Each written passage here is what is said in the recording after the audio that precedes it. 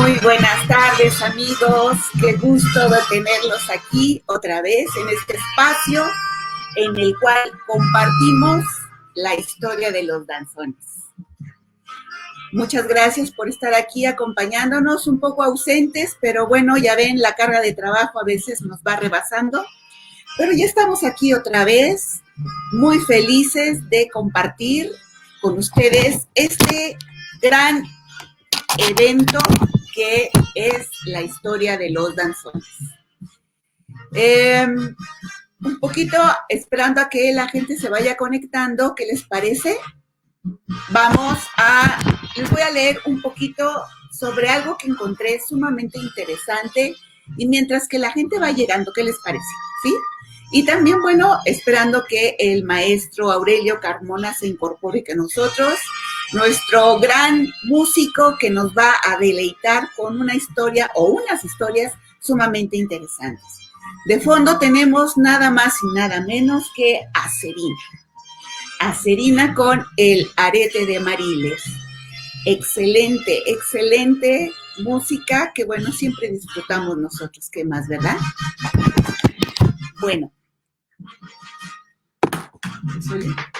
voy a empezar con algo que encontré de un boletín de unos queridos amigos que se han dedicado a investigar y escribir sobre lo que es el danzón, la historia del danzón y algunas anécdotas interesantes.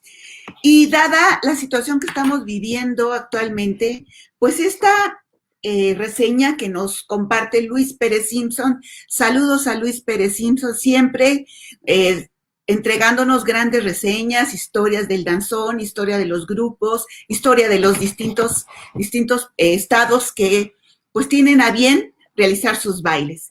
Y bueno, en el boletín de Danzón Club de junio del 2020, él nos hace una reseña bien interesante sobre lo que es la epidemia del baile. Y es un poco lo que estamos viviendo hoy día, amigos. Les voy a leer algunas partes interesantísimas que se me hicieron y dada mi formación de historiadora, bueno, pues a mí me pareció sumamente interesante para compartirlo con ustedes. Dice, la epidemia del baile. Ahora que vivimos el desasosiego que provoca el aislamiento social debido a la pandemia del COVID-19, la gran pregunta que nosotros los mexicanos nos hacemos es, ¿cuándo volveremos a la normalidad? En realidad no lo sabemos. Nos queda la esperanza y la resignación. Para nosotros, los amantes del baile del danzón, este atípico confinamiento en casita ha sido un verdadero tormento y que una de las actividades que más deseamos es que llegue el momento de salir despavoridos a los salones del baile. A ver, levanten las manos que quiera ir al salón de baile, a la plaza pública, a bailar, bailar y bailar. Dice, ese vals sin fin nos lleva a reflexionar sobre un poeta zacatecano que decía, este baile es realmente algo sumamente importante. Dice, ya me imagino esa salida emocionante llena de vigor por asaltar dancísticamente los salones de baile, donde aparte de bailar, podemos dar un emotivo abrazo a toda esa familia danzonera, que siempre nos acompaña en la semana en esos mágicos recintos llamados salones de baile, plazas públicas, ¿sí? En donde nosotros gozamos del baile. ¿Qué será tanta esa emotividad que no dudo que muchos bailadores desde una decena de metros antes de llegar al salón de baile vayan bamboleando, bailando por la acera? Quizás algunos al vernos murmurarán, ¿y estos ya se volvieron locos? ¿O qué les pasa o no se les pasa la borrachera? O lo clásico, ya les dio el mal de San Vito. Pero, ¿qué creen? Esto es históricamente algo que sucedió muy, muy atrás en nuestra historia del mundo. Dice, en algunas regiones se empezaron a registrar epidemias y plagas de baile Y según historiadores, entre ellos Paracelso, alquimista, astrólogo y médico, en uno de sus libros publicó lo que sería la epidemia de baile de julio de 1518 en la ciudad de Estrasburgo. Decía, todo comenzó un 14 de julio. Una mujer de nombre Frau Profiet salió a la calle y comenzó a bailar como poseída. Nada la detenía, pareciera que estaba fuera de cualquier control. No paraba de bailar. Para sorpresa de muchos, al día siguiente continuaba bailando. Y así los días posteriores, tanto que al cabo de una semana ya se le habían unido 34 personas, todas bailando, gozando, al grado que al transcurso de un mes ya sumaban más de 400 al grupo de compulsivos bailadores. ¿Cuál sería la sorpresa de los demás habitantes de esta ciudad? Que al ver dicho espectáculo grotesco, se decían unos a otros que se trataba de la legendaria danza de los malditos. Pero de nada sirvieron los intentos de detenerlos, ni las súplicas para que parasen. El numeroso grupo de irresistibles bailadores seguía bailando y bailando, tanto que algunos sufrieron infartos, derrames cerebrales, desgaste físico, por la consecuencia de en una semana estar bailando. Autoridades y médicos no sabían qué hacer, pero llegaron a la conclusión y el convencimiento que solo se recuperarían si seguían bailando, para lo cual adecuaron un mercado de granos al que llevaron al grupo compulsivos bailarines. Contrataron flautistas y tamborilleros para que con la música continuaran bailando. Incluso llegaron hombres fuertes para mantenerlos en pie. Vaya, pues porque muchos de ellos desfallecían al bailar. Se cuenta que a fines de agosto del 18, el número aproximado de 400 personas habían caído en la locura. Esto asustó tanto a las autoridades como a los médicos, que concluyeron que se habían equivocado el tratamiento. Y entonces pensaron que el asunto era algo divino, por lo que darían mejor respuesta si se establecía penitencia y la prohibición de bailar en toda la ciudad. La suerte de los pobres bailarines se determinó que se deberían de llevar a la capilla de San Vito. ¿Para qué? Pues para tratar de quitarles este asunto divino. Pero se preguntarán ustedes, ¿por qué a la capilla de San Vito? Bueno, pues San Vito fue uno de los santos más populares de la Edad Media y según su biografía, este santo realizó el milagro de curar al hijo del emperador Diocleciano, cuyo hijo era epiléptico, enfermedad que era sumamente impresionable e incurable. Como ya dijimos, esto no fue el primer inicio del brote del baile compulsivo. Ya había registrado en 1374 estas epidemias de baile. Tan es así que empezaron a llamarle el baile del San Vito. Surgieron algunas teorías en donde pensaron que a lo mejor los bailarines habían ingerido algún hongo psicotrópico. O a lo mejor eran miembros de un culto herético. O a lo mejor eran producto de una histeria colectiva. Tan es así que, bueno, algunos de los gobernantes dijeron que esto era parte de un trance y esto nos recuerda a los famosos maratones de baile. Tan es así que cuando alguien compulsivamente baila, se dice que tiene el mal de San Vito. Les compartimos esto sumamente interesante de lo que es el baile compulsivo y que a lo mejor nosotros cuando regresemos a estos salones de baile, pues nos dé algo del mal de San Vito. Bueno, pues ya tenemos aquí a nuestro invitado. Vamos a darle la entrada. Bienvenido, maestro. Hola, Bienvenida, hola, ¿cómo está usted? muy bien, maestro. Qué bueno de tener. Muy interesante su comentario Qué bueno que le gustó. y tiene usted razón, después de la pandemia seguramente vamos a tener una epidemia de Zambito para bailar todos los días danzón. Me parece bien y más que apuntada. Que nuestros amigos nos digan quién se apunta al mal de Zambito. Sí. Muy bien, pues maestro, hemos preparado para nuestros amigos un tema sumamente interesante. A mí me encantó cuando lo empezamos a planear. Y Sí. bueno, está buscando, pues ahora sí que las referencias, bueno, me parece sumamente excelente esta parte. ¿De quiénes vamos a hablar, maestro? Bueno, ahora vamos a tratar, siempre decíamos que detrás de un personaje hay una historia. Ese fue nuestro inicio.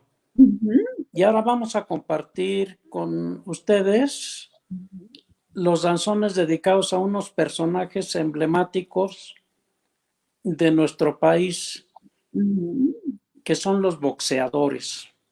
Así es, así es. Dentro de ellos, algunos excelentes bailadores de danzón, como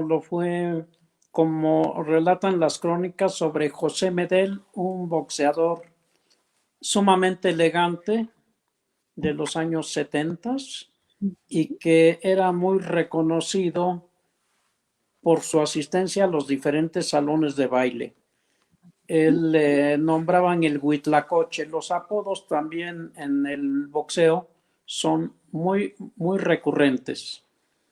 Los danzones en los que nos vamos a centrar en esta plática, que vamos a tratarla de hacerla, no podemos abarcar todos los danzones de todos los boxeadores, que son varios. Vamos a iniciar con uno por el orden cronológico, que es el que está dedicado a Kid Azteca o Kid Chino, que se solía llamar. El nombre de este boxeador, Si quiere le voy, campeón welter. si quiere le voy dando alguna referencia de quién es este famoso boxeador. Por favor, maestra, me parece excelente, por favor. Bueno, Don Kid Azteca. Luis Villanueva Páramo nace en la Ciudad de México en 1913 y fallece el 16 de marzo del 2008. Su carrera abarca desde 1932 a 1961. ¿Sí? Este gran boxeador fue campeón de peso welter entre 1932 y 1949.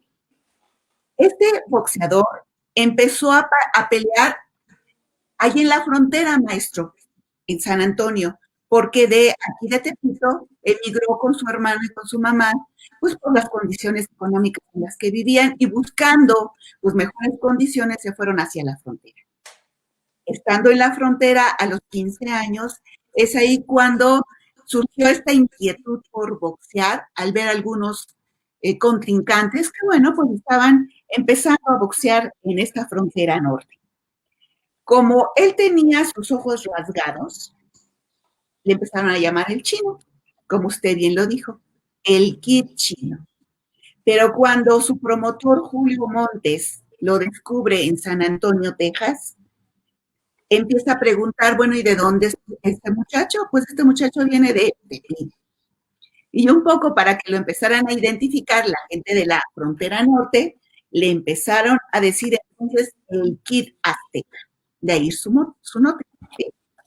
Bueno, este boxeador tuvo muchas peleas muy importantes, ¿sí?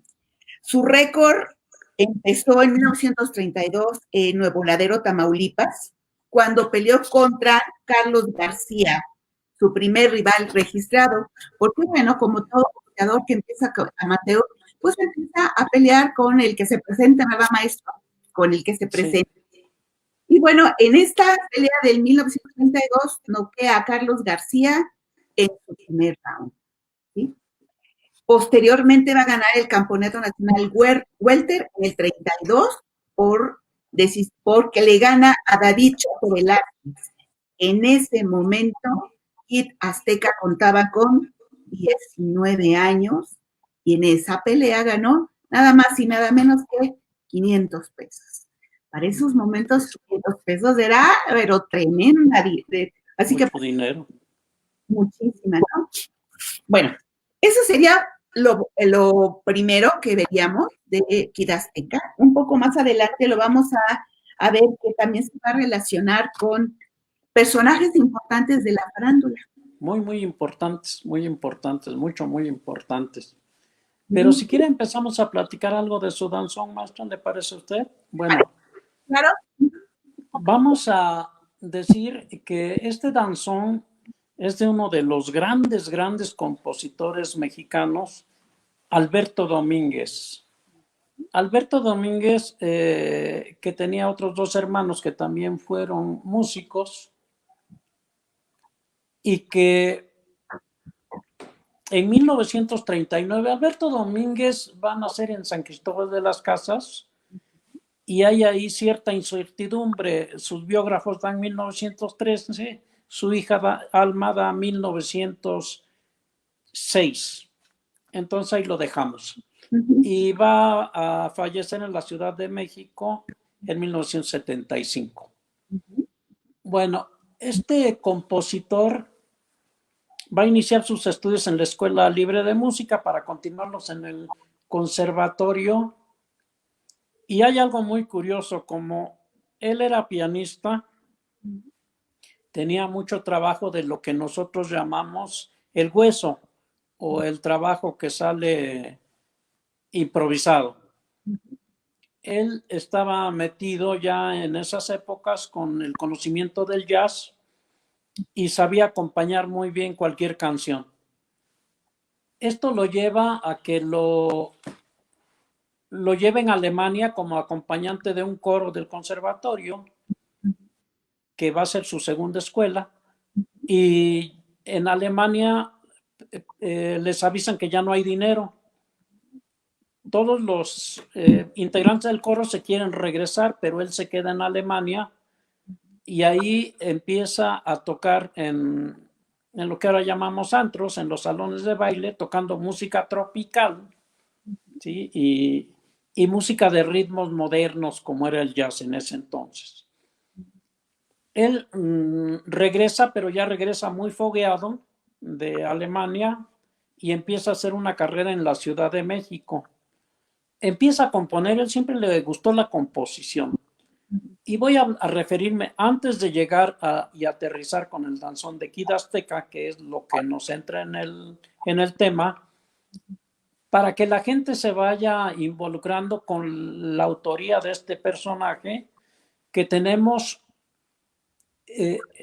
en 1939 va a ser dos de sus obras maestras. Va a ser un cha-cha-cha que se llama Frenesí. Y sin duda la canción más importante que va a ser en ese mismo año se llama Perfidia. Perfidia es una canción que estuvo durante mucho tiempo en las listas de popularidad de los Estados Unidos, llamado Hit Parade, en los primeros lugares. En esta obra va a trascender después de iniciar la Segunda Guerra Mundial, y hay un músico que lo da a conocer como el musicalizador de la Segunda Guerra Mundial, que se llama Glenn Miller. Glenn Miller es uno de los fans de Alberto Domínguez. Y ese es el que le pone el apodo del musicalizador de la Segunda Guerra Mundial, Glenn Miller. Recordemos que Glenn Miller es muerto en un avión, se supone que cruzando el Atlántico, y ahí muere en la Segunda Guerra Mundial.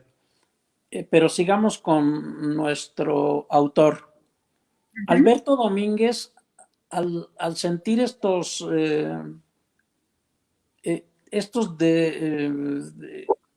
Y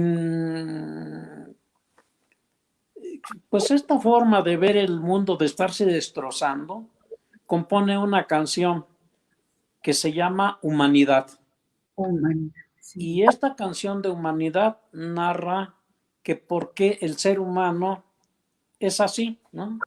¿Qué es lo que nos depara el destino con esta humanidad?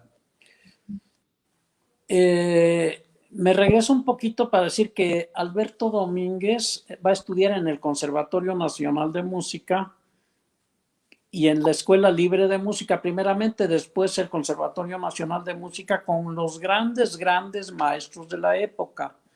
Va a estudiar con Blas Galindo, va a estudiar con Rodolfo Halter, sí, que son como las pirámides de fuerza que le van a dar para la composición y para el análisis musical con Rodolfo Halter, que fue el maestro, uno de los maestros más grandes que tuvo el Conservatorio Nacional de Música. Con estos maestros logra una consolidación. Estudió muchísimos años en el conservatorio porque como siempre andaba en giras y no había esta manera actual de estudiar que es muy dogmática, sino que ahí el músico llegaba, tomaba sus clases, se iba de gira, regresaba y donde se quedó le seguía. Y dicen que aproximadamente estuvo en el conservatorio entre yendo y viniendo 20 años. ¿Sí? 20 años. En 1946 va a ser un bolero que se va a llamar Por la Cruz. Está registrada en ese año. Y posteriormente de esa melodía va a ser el danzón que conocemos como Kid Azteca. El danzón Kid Azteca tiene un tratamiento que usó ya anteriormente otro de los danzoneros de que platicamos, que es el maestro Amador Pérez Torres Dimas, en su danzón El que siembra su maíz, donde propone el maestro Alberto Domínguez dos temas iniciales que no tienen que ver con el montuno en absoluto. Y esos dos temas son, digamos, a manera de introducción. Cuando llegue el montuno, va a utilizar la melodía del bolero Por la Cruz. ¿Sí? Muy bien. ¿Lo tenemos por ahí, maestra? Claro que sí, nada más, antes de dar la entrada al danzón, sí. Me gustaría comentar algunas cositas. Sí, claro. La pregunta sería, ¿por qué un danzón aquí de Azteca? ¿Por qué muy bien. Importante, Claro. ¿no? Vamos a decir que como buen tepiteño le gustaba el baile y le gustaba pues asistir a los salones de baile con el baile de moda, el baile más importante en esa época. Dentro del mambo y la rumba también había el danzón. El danzón que era la elegancia pura, ¿no? No tenía mucho que ver con el mambo, que era un poco más destrampado, ¿no? Entonces más movido. Y el danzón era más elegante. Recordemos que el maestro Villanueva, Kid Azteca, fue todo un personaje del bien vestir, de una vida muy ecuánime, una vida muy favorable, no tuvo muchos vicios más que el juego y por otra parte el baile. Claro. Precisamente de eso quería platicarles. Dada la gran fama que tuvo este boxeador, de hecho, algo que lo caracterizaba era el gancho al hígado y el gancho por la izquierda, ¿sí? Que bueno, a los conocedores de box, aquí presentes Fernando Gasca, saben que el gancho al hígado es para terminar con los... Sí, son letales, dicen. Son letales. Y él era sumamente ágil para lo que era el gancho al hígado y el movimiento de la izquierda. Entonces agarraba a sus contrincantes, pues ahora sí que desprevenidos, y además era tan rápido que le decían que tenía la velocidad de una cobra.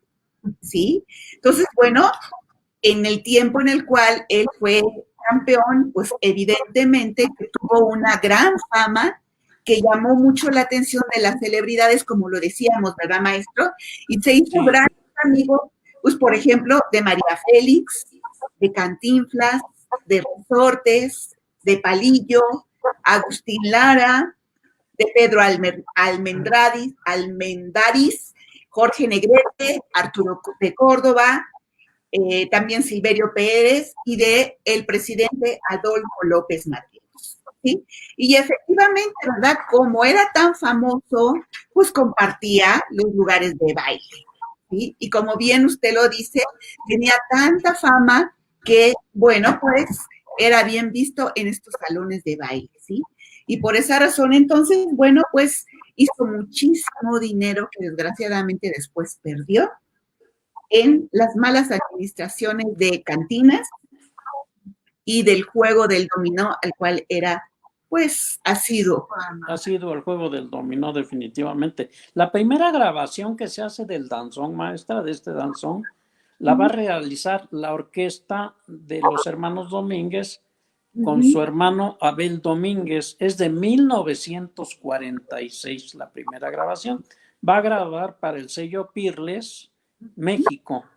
Y esa es la primera grabación que yo conozco que se haya hecho de este danzón. Quiero nada más acotar un dato extra acerca de que las bandas mijes de Oaxaca, concretamente la de un pueblo que se llama Zacatepec, igual que en Morelos, pero es un pueblo mije, grabaron con su banda filarmónica este danzón. Me refiero a ellos porque tienen archivos muy viejos, o sea, son archivos que se pasan de generación en generación, no tienen archivos modernos, son manuscritos. Y en ese graban un danzón que ellos lo llaman Por la Cruz, no lo llaman Kid Azteca, pero es el mismo danzón. Ah, Entonces, pues no se sabe quién fue primero, si la gallina o el huevo, pero de que existe el danzón, que es pues, un danzón muy bien estructurado, un danzón con todos los cánones de dos melodías de un montuno y esa chispa compositiva que tuvo el maestro Domínguez es de que el montuno se construye con el tema de la canción Por la Cruz. ¡ay, qué ¿Sí? bonito! Y todo eso, estos datos que damos, pues para que vean lo que platicábamos, que atrás de cada danzón hay muchas cosas, ¿no? Viene un gran personaje compositor y también, bueno, vienen los grandes bailadores. Fue tanto el éxito de este danzón que tiene infinidad de grabaciones con los maestros Gamboa Cebaños, Mariano Mercerón, Acerina, Carlos Campos, Pablo Beltrán Ruiz, José Casquera, entre otros. Tiene más de 300 versiones. Entonces, de las que conocemos acá, pues son esas. Algunos, dependiendo del tiempo, porque Alberto Domínguez, pues pertenece al tiempo del danzón prácticamente, él le da ese giro del danzón por la grabación que pude oír de su hermano Abel Domínguez, tiene ese giro, pero ya conforme se fueron modernizando, como Carlos Campos y Pablo Beltrán Ruiz, pues tiene otro giro diferente el mismo danzón. Y bueno, los danzones como los que hizo Gamboa Ceballos, Mariano Mercerón y Acerina son, digamos, más clásicos apegados al danzón tradicional. No sé cuál vayamos a oír, maestra. Tenemos dos propuestas. Y bueno, vamos aquí a declarar, porque bueno, los de Facebook y lo de demás están casi como muy bravos con la música. Les recordamos que la música que estamos utilizando es solamente con fines didácticos para dar el contexto de lo que es precisamente la historia de un danzón tan importante. Bueno, vamos a empezar con la versión de de Gamboa Ceballos, ¿verdad? Empezamos con Gamboa Ceballos. El de El de Campos. Empezamos con Carlos Campos, ¿sale? Bien, Carlos adelante. Campos.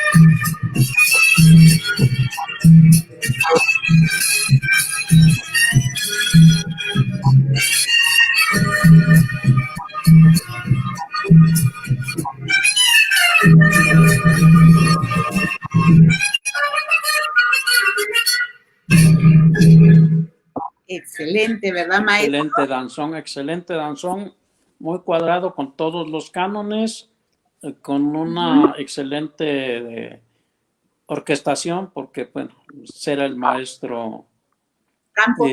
Domínguez, que era excelente en ese sentido. Sí, entonces, Claro. bueno, ya tenemos el porqué del danzón, quién estuvo en la composición y algunas anécdotas que platicábamos acerca de su compositor. No fue cualquier gente, Claro. o sea, era de primer nivel. Sí. ¿Qué le parece si escuchamos la versión de Gamboa Ceballos? Un poco la detenemos para que usted nos diga dónde viene la parte esta de Por la Cruz. Ah, sí, ¿Le claro parece? que sí, con mucho gusto. Sí. Entonces vamos con este mismo danzón, pero ahora por la orquesta de Gamboa Ceballos.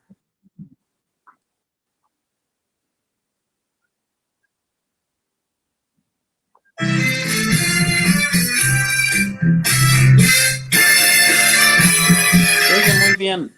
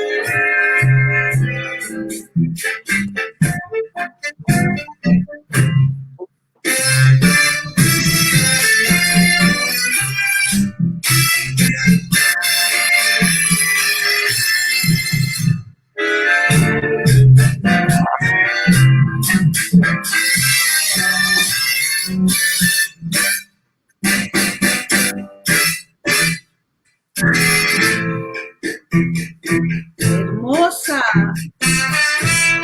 Ahí está la parte del bolero.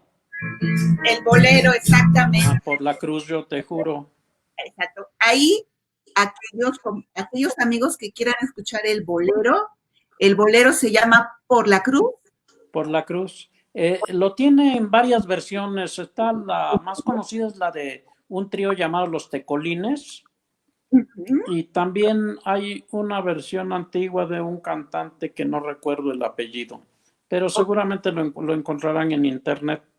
Ese es, sí, ya es cuestión de gustos, porque hay varias versiones y cada quien se acopla con su pareja, con el que le gusta, ¿no? Más que nada. Claro que sí. Bueno, pues les recomiendo a todos nuestros amigos que busquen este bolero tan hermoso que se llama Por la Cruz, con Los Tecolines, para que ustedes ubiquen el bolero, ¿sí? Terminamos la parte de Ceballos para que veamos la diferencia de Montuno. Maestro, ¿le parece?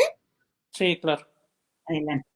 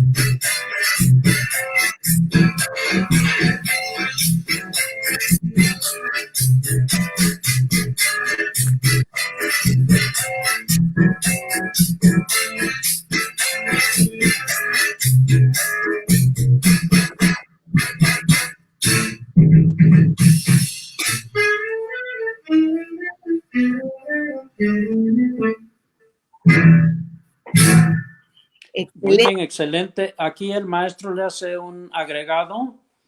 Es un poco diferente al de Abel Domínguez, que fue la primera grabación, pero para bien del danzón, ¿no? Para bien del danzón.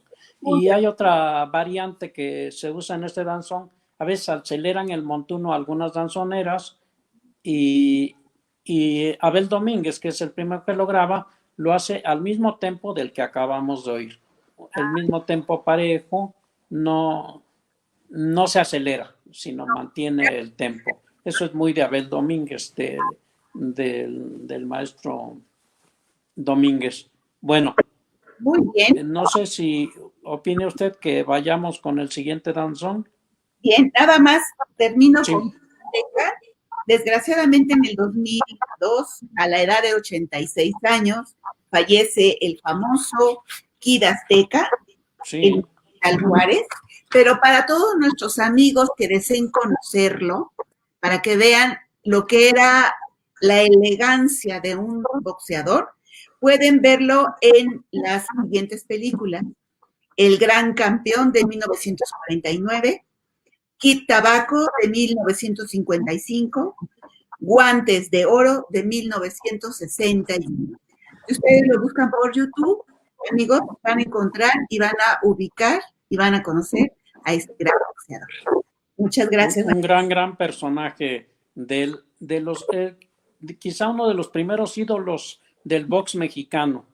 Ahí va a salir una tradición de los ídolos del boxeo mexicano que van a generar que los compositores de la época, de la importancia, por ejemplo, de Alberto Domínguez, se fijen en él para componer un danzón. Seguramente en esa época pues había mucha gente asidua al box, ¿sí? Como ahora el fútbol lo han metido a través de las televisoras, en aquel tiempo era el box, ¿no? Era el box el que levantaba pasiones, y hablando de pasiones, pues vamos a hablar de nuestro siguiente personaje, que va a ser don Raúl Ratón Macías, como apodo el ratón. Así es. Va a ser un campeón en peso gallo, pero no sé si nos quiere abundar algo, maestra. Claro que sí. Bueno, especialmente yo le voy a platicar que le tengo un amor a este Raúl, el ratón Macías, porque, bueno, pues como bien lo dice maestro, en esa época los jóvenes, el principal deporte que tenían era el box, ¿sí? Y más en las zonas populares, ¿no? Y bueno, mi papá boxeaba y le tenía parecido al ratón Macías, y mis tías cuando llegaba a ver a mi mamá decían, ya llegó tu ratón Macías, ¿eh? Le tengo un especial cariño a este boxeador. Y bueno, por eso desde cuando yo tenía muchísimas ganas de hablar sobre él, y bueno, su danzón es hermoso también, ¿no? Como bien lo dice maestro, él nace en el 34, fallece en el 2009 y obtuvo el Campeonato Mundial de Peso Gallo en 1955. Se registra como boxeador profesional con 41 victorias, 2 derrotas, con 25 victorias por nocaut. Ese knockout a mí me da así como mucha angustia, maestro? Pero bueno, el mote de ratón proviene de su tamaño porque era chaparrito, muy chaparrito, ¿sí? Y participó principalmente como pugilista amateur en los Juegos Panamericanos de 1951, ganando la medalla de bronce, ¿sí? Después, en los Juegos Olímpicos de Helsinki, en 1952, quedó en el 6º lugar, pero ahí él decía que le habían robado la pelea, que casi no se da, ¿verdad, maestro? Sí se da. Le habían robado la pelea contra un ruso a quien le dieron finalmente el triunfo. Pero la opinión mexicana dijo que definitivamente el ratón Macías había ganado él.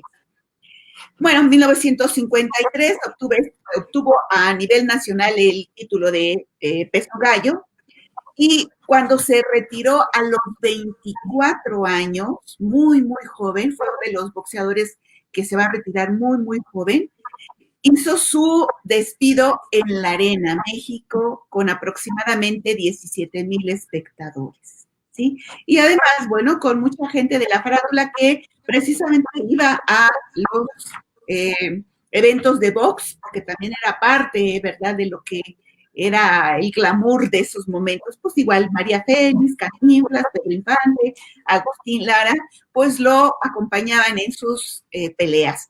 Y para él, para identificarlo, siempre se le conocía por su frase célebre: todo se lo debo a mi manager y a la Virgencita de Guadalupe. Se retira muy joven, efectivamente, porque se postula como diputado federal suplente, ¿sí?, dentro de las filas del PRI.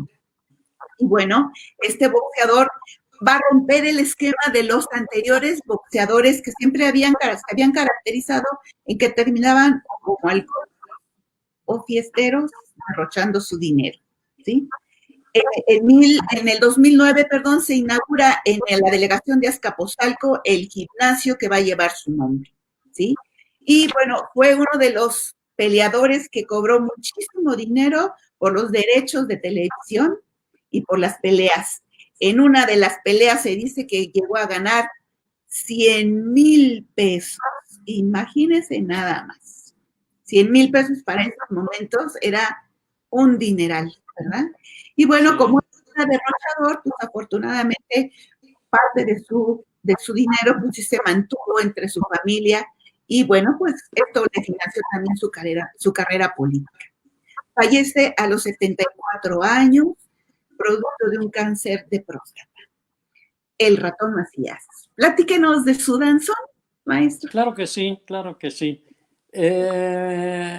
Una anécdota referente a él, que cuando pierde con Alphonse Halimi su pelea, va a reclamarle María Félix que por qué se dejó ganar, porque ella había apostado todas sus joyas y las perdió No me diga. en esa pelea. Entonces se molestó con él, pero lo que se cuenta que ya había subido de peso, ya no daba el peso gallo, sino daba la siguiente categoría, que es peso pluma. Entonces tuvo que bajar de un día para otro y eso lo debilitó y no llegó al 100%.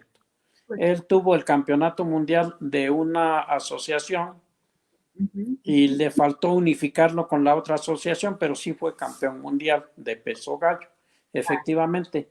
Este danzón también tiene una historia muy bonita.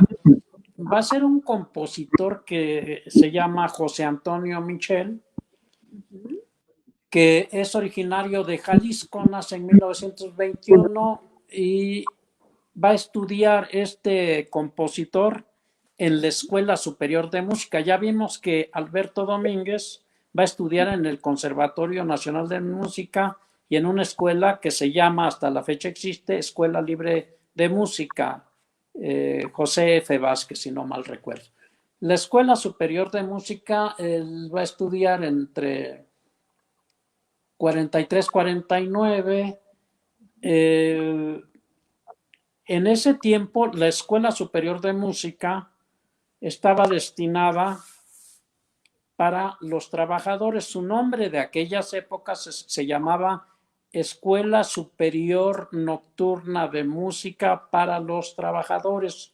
Recordemos que esta es una escuela cardenista, es una escuela impulsada por Lázaro Cárdenas, ¿sí? Al igual que impulsó la Normal Superior o que impulsó la Escuela de Chapingo o el Instituto Politécnico Nacional, ¿no? Entonces son impulsados por don Lázaro Cárdenas del Río e impulsa a través de un maestro Tapia, la creación de esta escuela, donde déjenme decirles que los maestros no cobraban, les daban un abono de transporte nada más, porque no había partida presupuestal. Estamos hablando de los años 36, más o menos, 1936.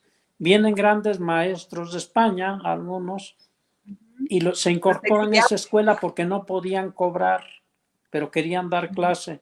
Entonces los meten a esa escuela en calidad de maestros sin cobro, porque no tenían la fórmula migratoria para poder ejercer su trabajo. Bueno, y en esa escuela va a estudiar este maestro, el maestro José Antonio Michel, que por el nombre, pues a lo mejor no lo conocen, pero si empezamos a decir que él forma un trío que se llamó Los Hermanos Michel y que tiene un vals hermosísimo que se llama Luna de Octubre, creo que ya todos vamos a empezar a identificarlo. Como decimos, todos los compositores, y como vimos con el maestro Alberto Domínguez, todos los compositores tienen el derecho a fusilarse a sí mismos, ¿sí? Entonces, Alberto Domínguez se fusila a sí mismo y de un bolero hace un danzón. Aquí de un son llamado el duraznito, va a surgir el danzón del ratón Macías. Un danzón que no es de los que llamamos danzones cuadrados. Usted debe de saber mucho más que yo a ese respecto, maestro, usted como experta. Y es un danzón irregular que solamente tiene una melodía y que tiene un montuno. Pero curiosamente la instrumentación no la va a hacer José Antonio Michel, el inventor. Él inventa la melodía, le pone ritmo de danzón, pero la instrumentación la va a hacer un gran instrumentador que estudió también con los mejores del conservatorio. Él es del conservatorio. Se llama Ramón Márquez Carrillo. Él vivió de 1914 a 1997 y va a ser la orquesta que se llama de los Hermanos Márquez. Y después va a ser Ramón Márquez y su orquesta. Él es un trombonista básicamente, estudia dirección de orquesta en la Universidad Nacional, la Escuela de Música, pero se especializa en ritmos populares. Entonces hace un cha-cha-cha muy famoso en coautoría con otro autor Sergio Marmolejo, veracruzano él, y el cha-cha-cha en cuestión se llaman Las clases del cha-cha-cha. Es un cha-cha-cha muy conocido y lo hace en coautoría con el maestro Ramón Márquez. Ramón Márquez tiene muchos éxitos e incursiona muy directamente sobre lo que es la música de baile. Ya platicamos del cha-cha-cha, también va a ser mambo y va a inventar un ritmo que él le va a llamar el chivirico. Ah, ¿sí? Ya. El chivirico. Y creo que también otro que le va a llamar guapacha, no estoy muy seguro, pero hace esos ritmos. Pero aparte tiene una obra didáctica muy importante. El maestro Ramón Márquez está con los grupos de baile, entra al naciente jazz y entonces lo va introduciendo y escribe varios libros de música para músicos, ¿sí? Él escribe, un método de trombón, un método de armonía que se llama Enlaces Modernos, escribe uno de bases de ritmos latinoamericanos y un método de instrumentación. Entonces el maestro estaba muy calificado y es al que se le debe la orquestación de ese danzón, aunque José Antonio Michel, que ya había platicado yo, es el que va a hacer el danzón al ídolo de ídolos del boxeo, al Ratón Macías. Y tiene otra característica, es un danzón con estribillo. Se llaman danzones con estribillo los que tienen algunas frases repetitivas. Y este es uno de ellos. Es un danzón también muy bien orquestado por el maestro. Claro. Y pues no sé si lo tenga usted a la mano y también grabado con muchas orquestas. No sé cuál tenga usted, maestra. El de Márquez, lo tenemos el de Márquez. ¿Sale? Entonces vamos a escuchar. ¿Te parece? Va. Música, maestro. Música, maestro.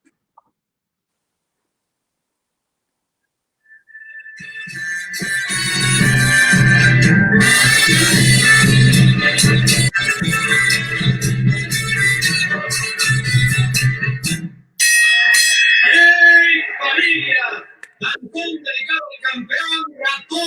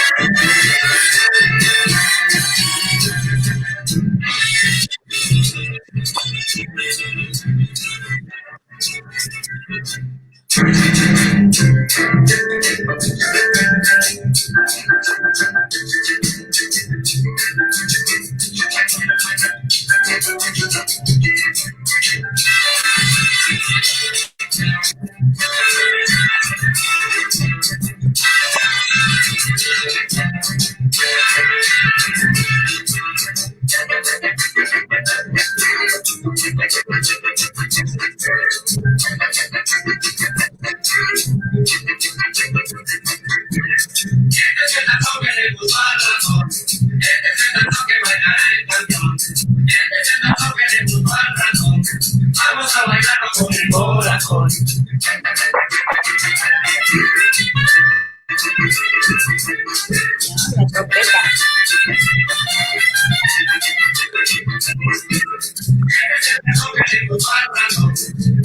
La trompeta. Vamos a bailar con el corazón.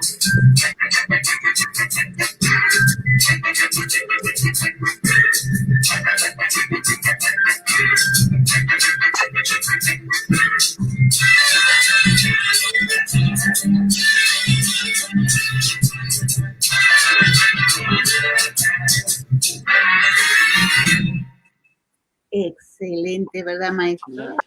Maestra, tengo sed. Adelante, maestro. No que, ay, maestro, me hubiera dicho yo con mi pobre agua de Jamaica. Pues véngase para acá. Me hubiera dicho, maestro, hubiera preparado mi copita de vino, maestro. Se me olvidó. ¿Ya ve? ¿Ya ve? Préstame la botella, ¿sí? Sí, por favor, entonces, aunque sea para antojármela. Este Maestro, es el vino de los músicos. a ver. ¡Órale! No lo conocía, maestro. Es riquísimo, es de Valle de Guadalupe también. Ah, mire, vamos a tener que importar algunos.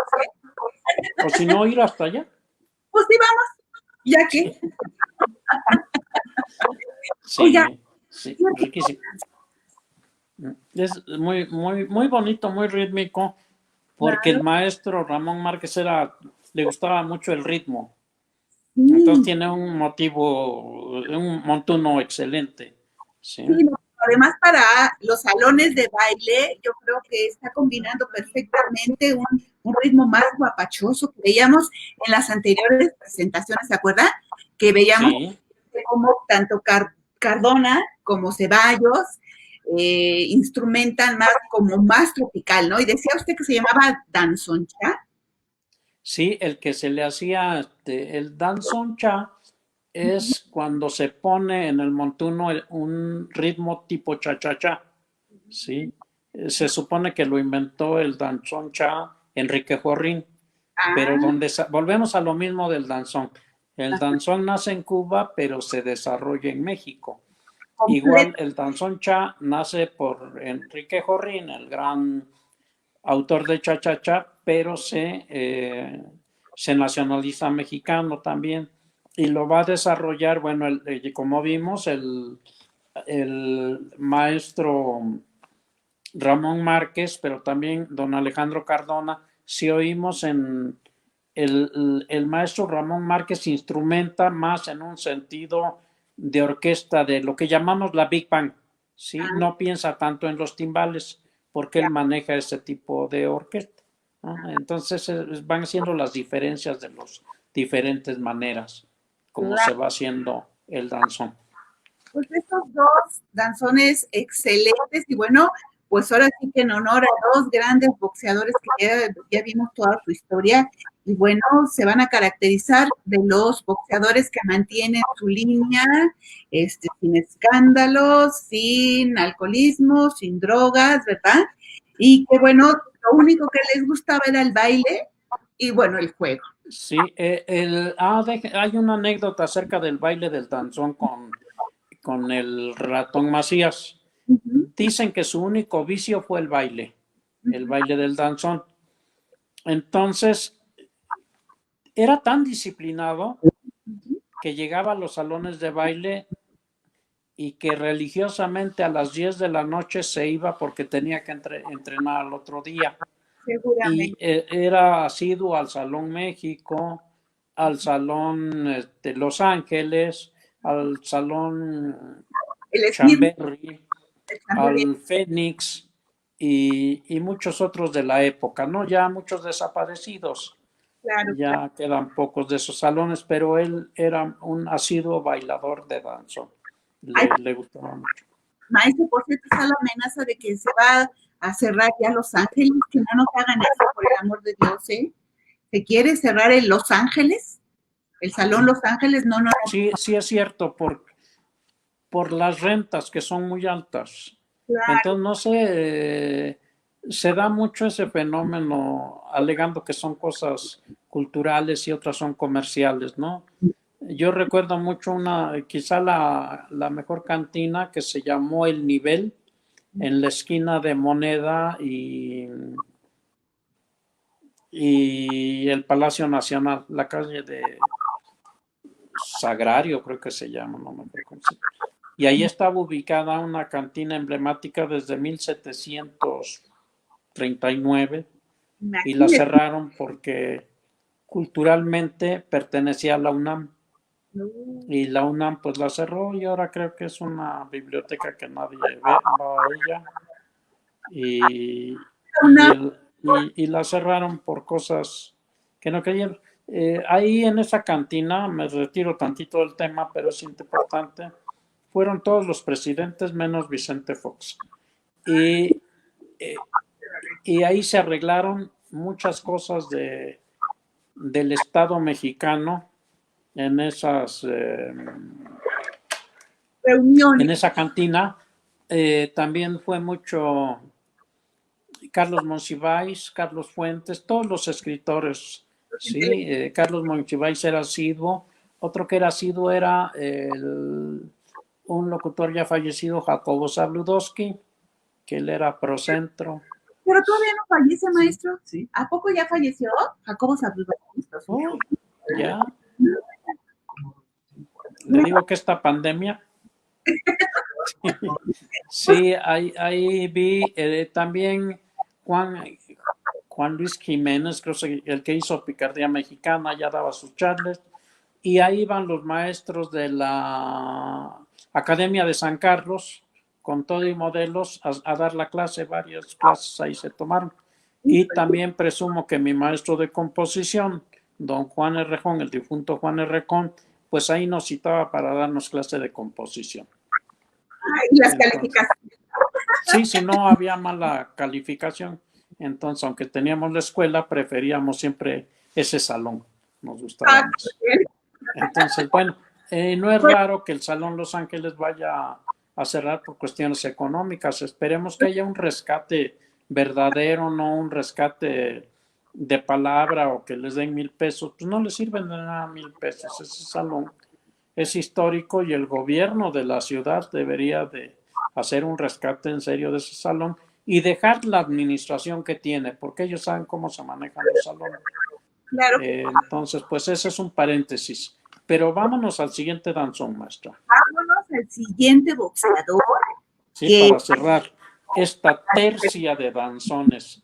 Bueno, el danzón que viene está dedicado a Ricardo Pajarito Moreno, un zacatecano del cual quisiera que nos diera usted algunos datos, maestra, para que continuara yo con la parte musical, que aquí hay algo muy picante en este danzón que se los voy a narrar, pero vamos a ir oyendo algo acerca de quién fue este boxeador de Peso Pluma. Claro que sí. Bueno, él nace en febrero del 37 y en su natal Zacatecas, en el pueblo de Chalchihuites, era barretero de las minas. Esto fue muy importante porque le dio el punch precisamente para estar en el cuadrilátero y consiguió casi todas sus victorias por nocaut, 59 victorias en total. Dicen por ahí que cuando entrenaba no querían entrenar con él por la contundencia de sus puños. Imagínense ser barretero de las minas, pues traía un golpeteo pero fuerte, ¿no? Y bueno, Ricardo Pajarito Moreno fue un campeón muy amado por todo su poderío, ¿sí? Dominaba con muchas habilidades el ring, tenía una condición física muy buena, pegaba a sus oponentes rapidísimo y en el quinto episodio los derrotaba, ¿sí? Él intentó obtener el campeonato mundial de peso pluma frente a Hogan Kielbasa, ¿sí?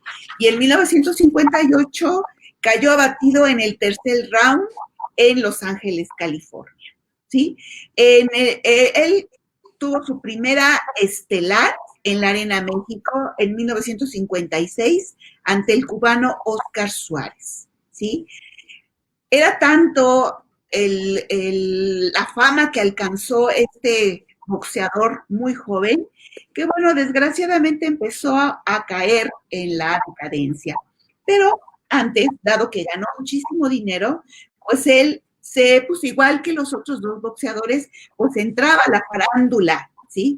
Incluso hay varias películas que filmó, entre ellas está Policías y Ladrones, La Sombra del Otro, con Viruta y Capulina, y también estuvo relacionado con grandes actrices de la época, por ejemplo, Ana Berta Lepe, Monabel, Kitty de Hoyos, Lorena y Tere Velázquez, ¿sí?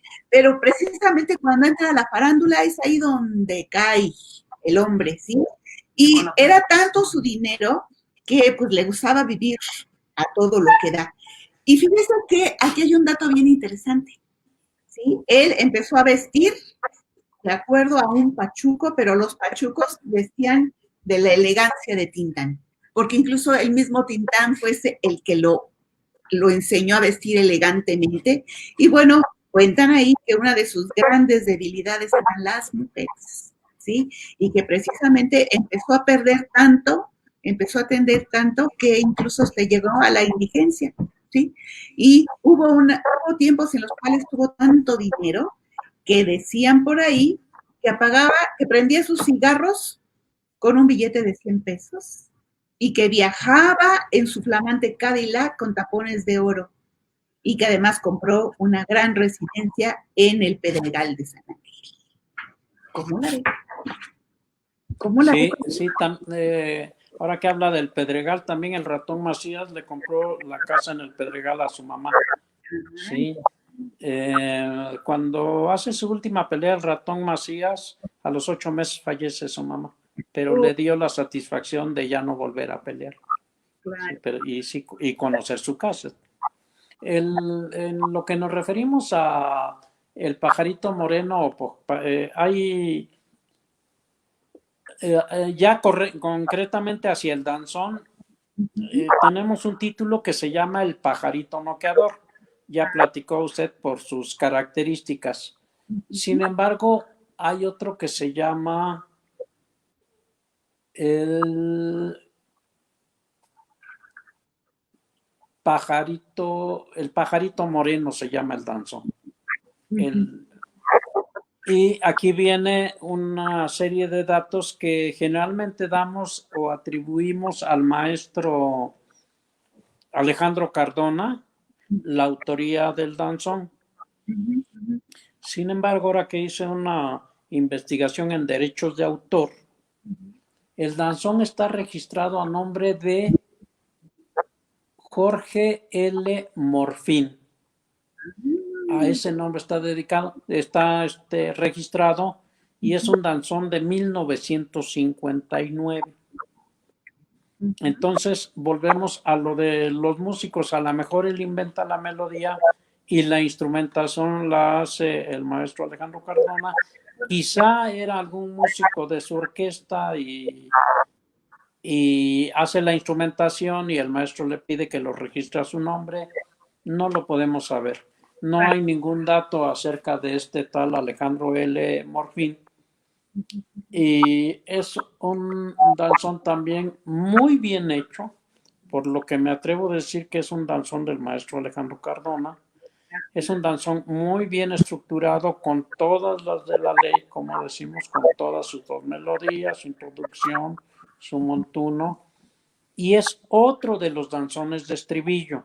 Es un danzón que a veces se dedicaba, a veces no se dedicaba, y que también hay varios compositores, varios autores, de varios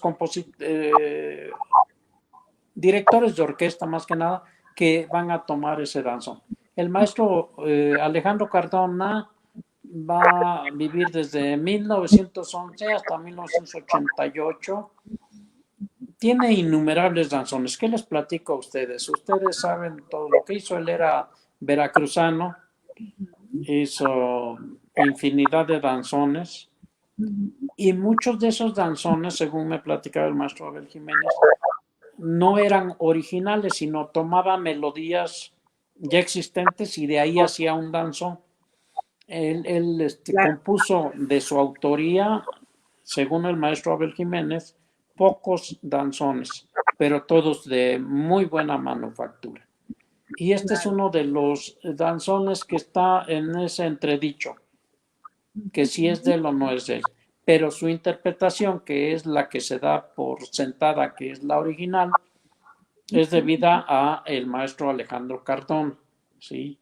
Es uno de los de las grabaciones que va a hacer el maestro y que queda en duda su autoría, pero finalmente tenemos un excelente danzón muy bien estructurado y cabe decir que el maestro Alejandro Cardona era un trompetista excelente, le llamaban el Louis Armstrong de México.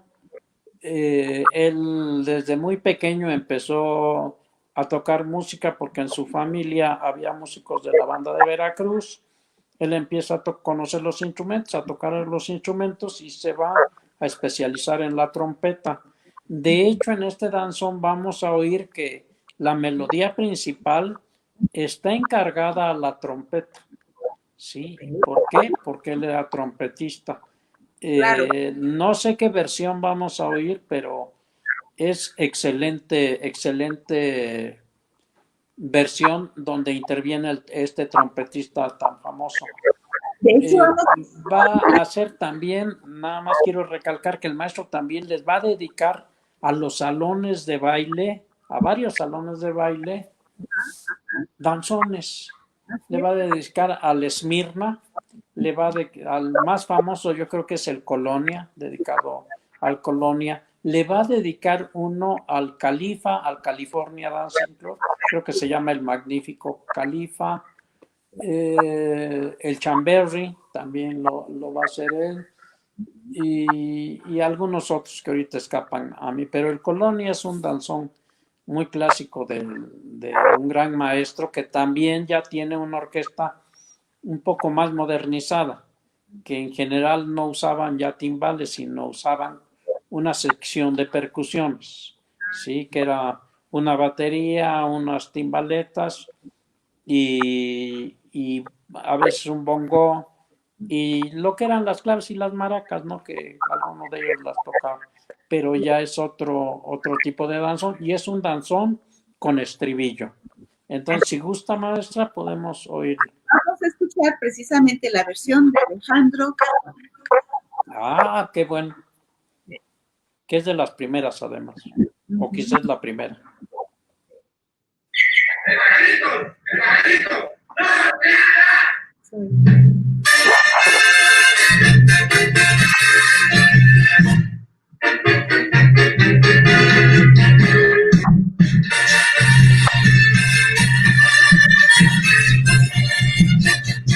Saluda a todos. Ahí está la trompeta.